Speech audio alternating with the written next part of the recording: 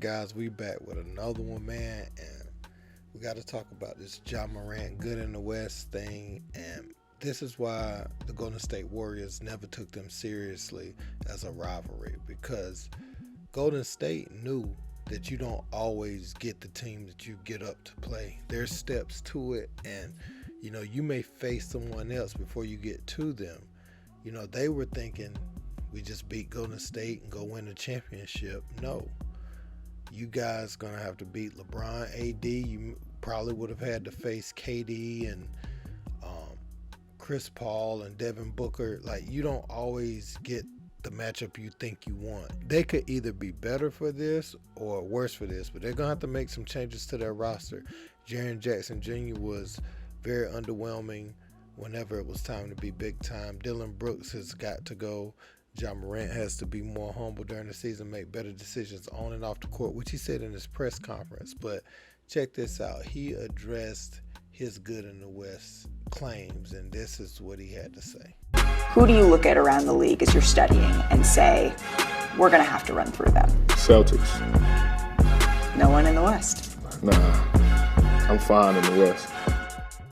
Ja, the I'm fine in the West comment's going to get thrown back in your face at this point. Yeah, I don't mind. I don't care. I said it. I deal with it. People going to talk. We've had some trash talk on the court in the series, but, all the talking in the media and all that stuff, we just go out and, let our game talk and play basketball. We try not to get in the back and forth with those guys. Obviously, that's how a lot of times, guys kind of get their stuff going. If the guy's constantly talking and you're not saying nothing back, there's nothing, they're going to eventually stop. I think that's what kind of happened with Dylan Brooks, but, we just wanted to let our game talking. Anytime we step on the floor, just play basketball and let the rest take care of itself. Did Charlie was there thing? You guys talk about it? No, not really.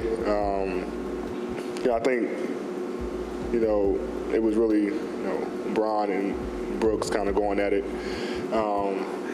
Brooks trying to go at Bron and get him to say things or play differently, whatever. I don't know what his goal was, but Bron never fell into it, and guys on our team just kind of seen that and just no need to talk.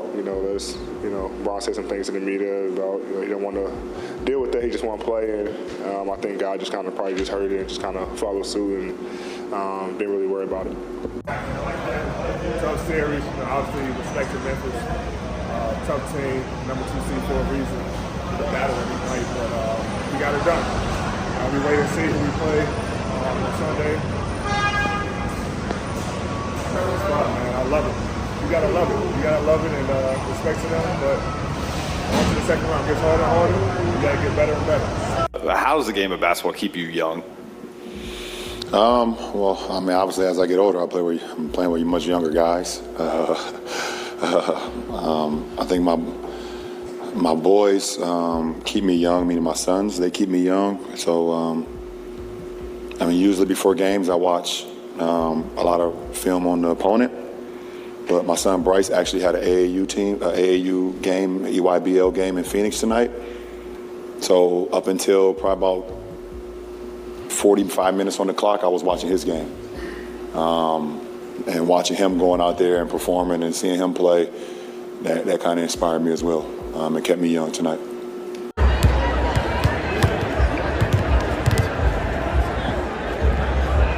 So the Lakers' strategy is pretty much exactly what I thought it was, man. Just let the Grizzlies talk.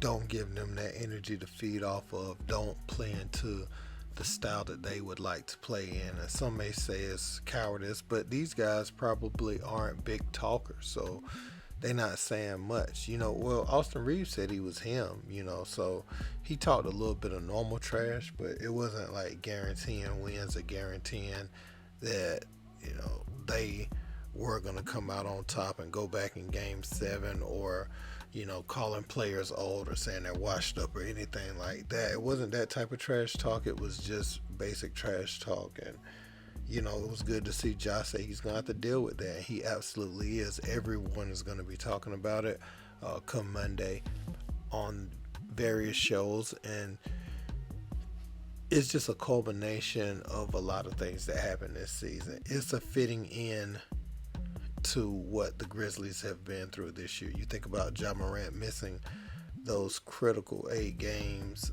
that he missed, and just something was off about the team for the rest of the year.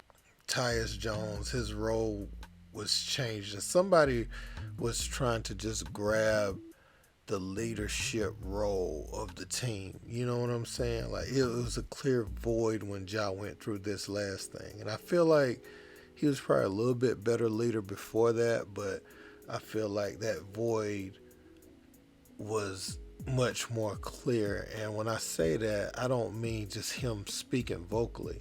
I mean someone that the organization and the coaches want to follow.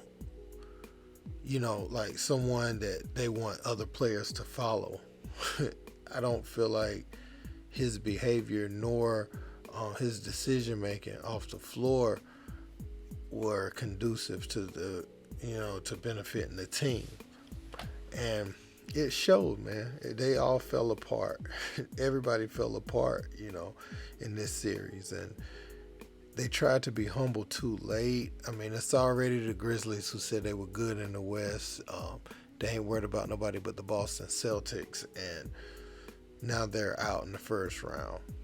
And this is a far cry from the team that thought they were just one step from knocking off Golden State Warriors. Actually, Golden State have their own problems right now. So they have to take care of business Sunday or they'll be home too.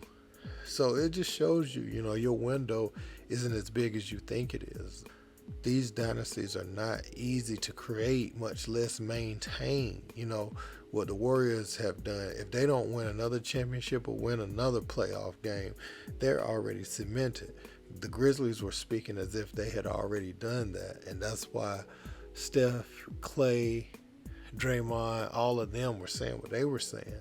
They were being sarcastic, but they were serious. Like, this thing is just, it takes some luck and it takes preparation and it takes everything to be clicking right at the right times for you to do this thing multiple times. And I think the Grizzlies can take that, what they've learned this year. Again, I think they have to change the roster around. They have to get better players. Jaren Jackson Jr., I don't know if he's your number 2. He settles for too many threes. He's a horrible rebounder, great shot blocker. But he was dominated by AD in such a way. And AD can dominate pretty much, anybody on any given night. But the way that it went this series, I'm just not sure if he's that guy. Dylan Brooks is definitely not your 3. Biceps Bane, I don't know. I mean, he could be your 3rd or 4th best player on your team, but they got some things to figure out on the roster, man.